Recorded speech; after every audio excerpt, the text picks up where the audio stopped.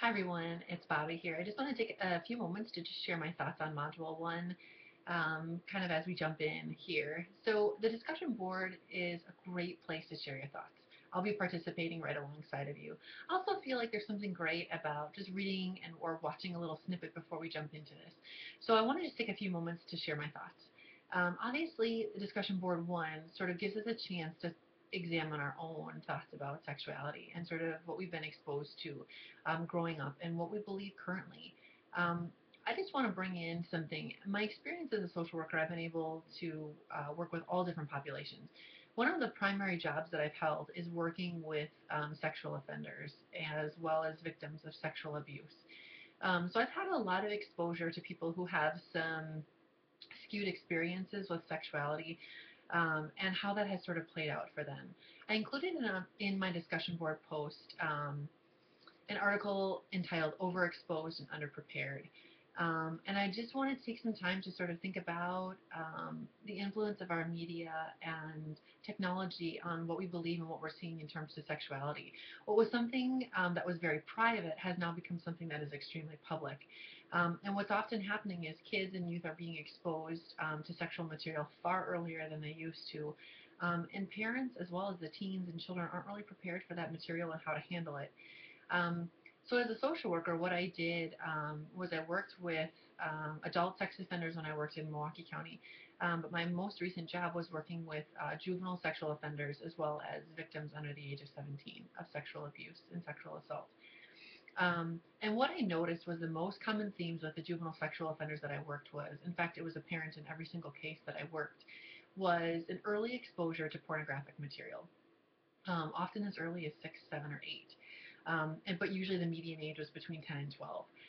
So what was happening was these kiddos were getting exposure to pornography, witnessing sexual activity on the computer, on their iPhones, on their iPads, on their handheld devices.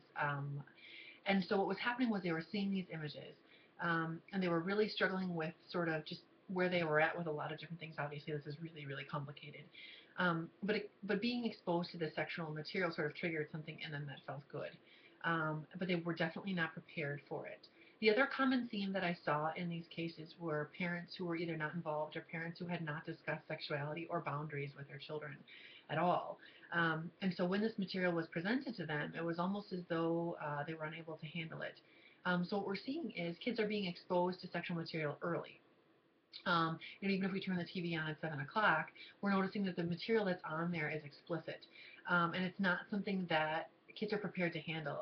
Some of the lyrics within music, just all of those things that are happening. And so, with that being said, it's being kind of handed to our children, and parents aren't sure how to respond to it.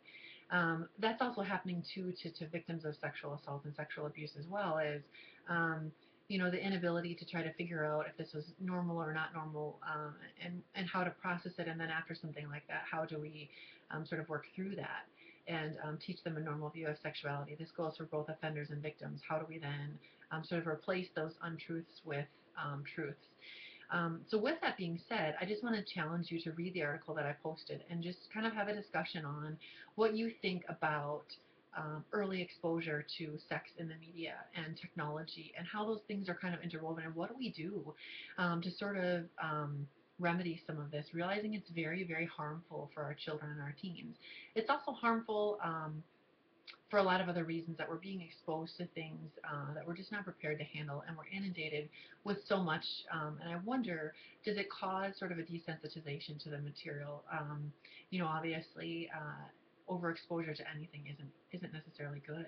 So I want to challenge you guys to think about what is the influence of media and technology on our sexuality. Do we have too much of a good thing? Is sexuality meant to be private? Have we done something that has really damaged something that is really created to be intimate and beautiful between two people, two adults? And have we really sort of taken that and made it into something that nobody is prepared to handle, and the consequences that we're seeing are really tremendous. So obviously, my experience as a social worker has been with inappropriate and unhealthy sexuality. And so through teaching this course, we're trying to kind of piece through what is healthy sexuality and what is not. and working through that and working through that in our own past of what have we been exposed to, and what do we view as normal. Certainly, when I'm working with adults and teaching boundaries, how do we teach our children boundaries? How do we teach them?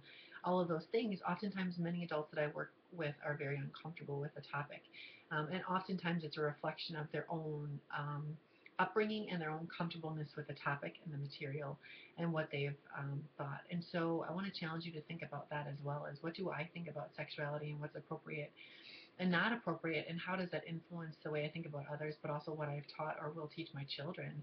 Um, and just thinking about that. So lots of great things to discuss within this module. I hope this kind of gets your wheels turning, and gets you thinking about some things. Again, take some time when you're able and just engage in this really lively discussion.